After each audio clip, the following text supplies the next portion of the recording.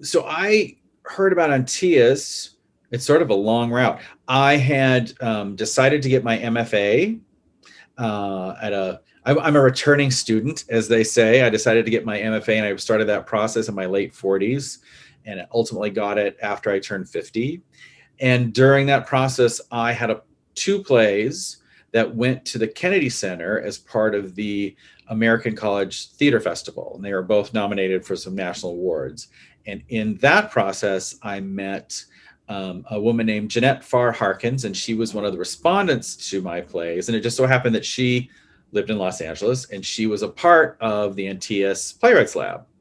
So when we got back, like a good networker that I am, I reached out to her. I was like, let's have lunch.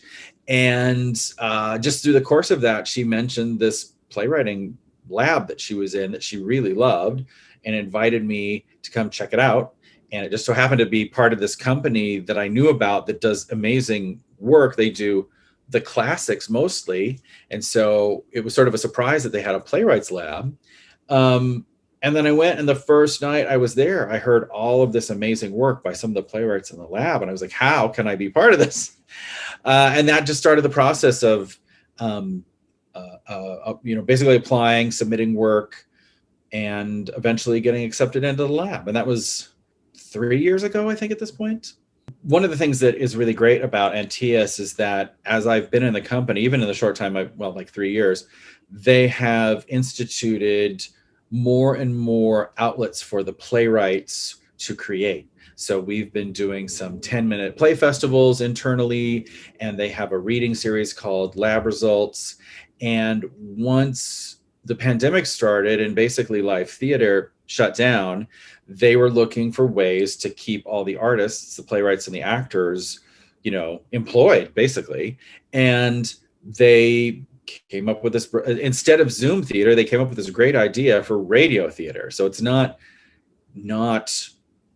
we're not like compromising our work by putting it on Zoom. We're actually writing for a medium correctly. So they did round one of they just reached out to the lab and said, who wants to be involved? We're going to pick 6 writers and we'll go from there. And so I wasn't in the first season, as they're calling it. And then the second season rolled around, and I threw my hat in the ring, and they chose me. And honestly, having heard the first season, I'd never written for radio before, or radio drama. It really, I'm glad that I wasn't in the first one, because the playwrights they chose for the first one were so good, and the post-production and the sound was so amazing that then I had the advantage of having all of that as an example. So yeah, so they reached out to us and we said yes. Antaeus Theatre Playwrights Lab, Antaeus Theatre Playwrights Lab. It's interesting because it's changed even since I've been in it. And I know, it's got a long storied history that having been a member of like 3 to 4 years, I don't know all of it, but I've watched it change from a place where, playwrights bring in their work. And I've always called it the smartest room in Los Angeles as far as like theater, as far as play critique goes.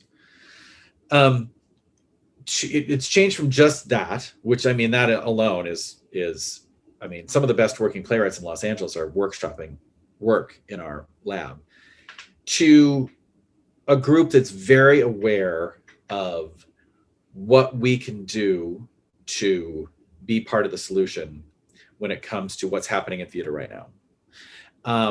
And mostly that's just applauding efforts to make space for everyone, and really leaning into playwrights' voices that are different than yours. And I think it's becoming more important to the company, interestingly, because when I first joined the lab, there was no expectation of production.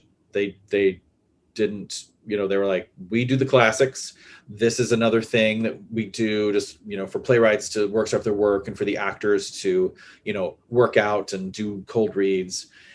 But then there were a couple plays, Stephanie Walker's The Abuelas and Jennifer Maisel's 8 Nights, I hope I'm getting both those titles names right,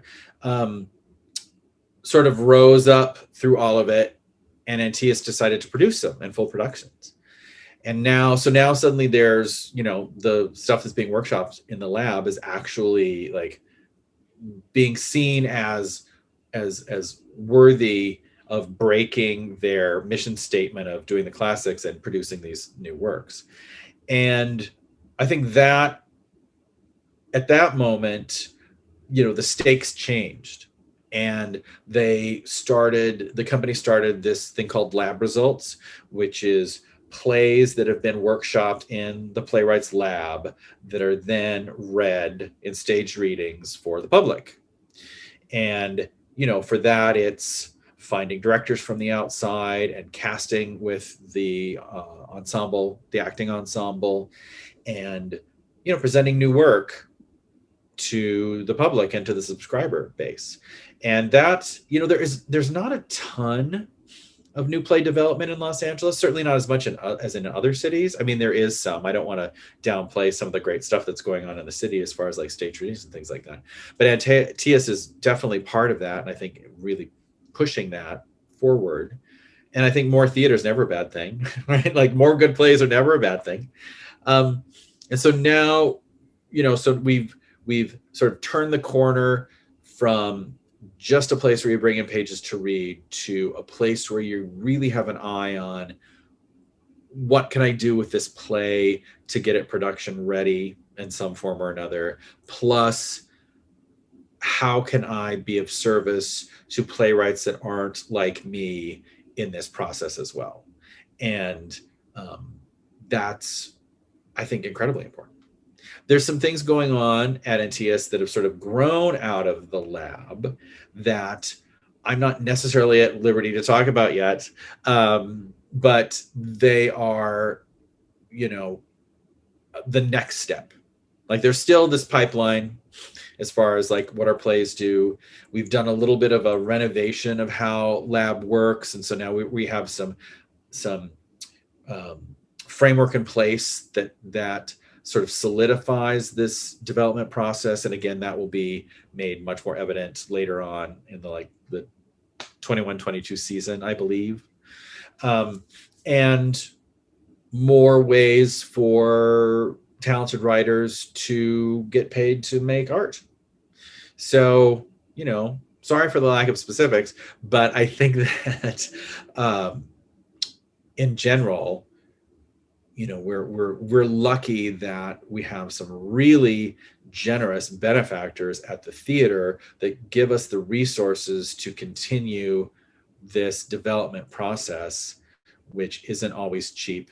I think the playwrights and the acting ensemble just really benefit from it, and ultimately, theaters that get their hands on these plays are going to benefit from it too.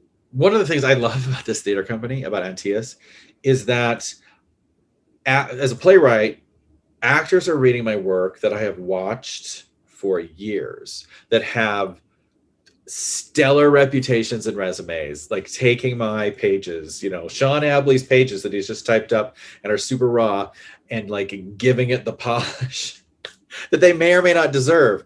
The last thing that I presented in lab was a 10-minute play, and one of the actors that read one of the roles, I believe, won a Tony on Broadway. I mean, he's been on Broadway a bunch of times, and I believe won a Tony.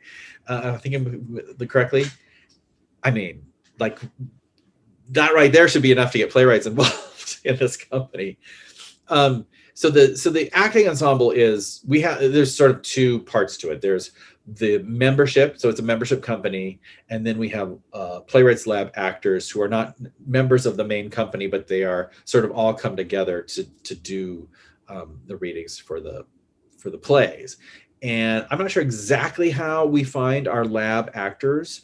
I do think there's some recruiting from the classes. So Antaeus also teaches classes. They teach acting classes. They teach, analysis classes, reading classes, like all this, like brilliant theater artists, being of service as teachers. And that's a great way to get involved, is if you're a performer, is through that route. For playwrights, It's literally just submitting. Like you can come as a guest. I mean, right now we're in Zoom theater land, so it's a little more difficult. But when it's in real times, you can. The best way is just meet a lab playwright and be able to say I'm interested, and they can just bring you to lab and you can watch. That's how I got in, and I've been there for 3 to 4 years. So there's more opportunity for playwrights to develop work in Los Angeles than a lot of people realize. And there's a lot of really great ways to do that. And so I don't want to like compare and contrast and be like ours is the best, but what Antaeus has to offer is amazing.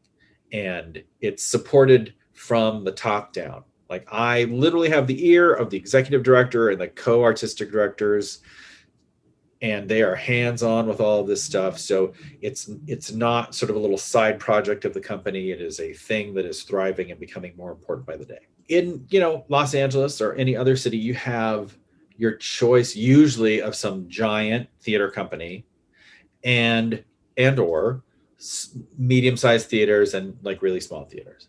And companies like Antaeus, which are, I would say, like the medium-sized theater, right? They're not, Center Theater Group. They're not the Taper, but they're not, a storefront. They are, a solid, 99-seat theater. That's where the new work is getting done. Like that's where exciting new stuff is happening.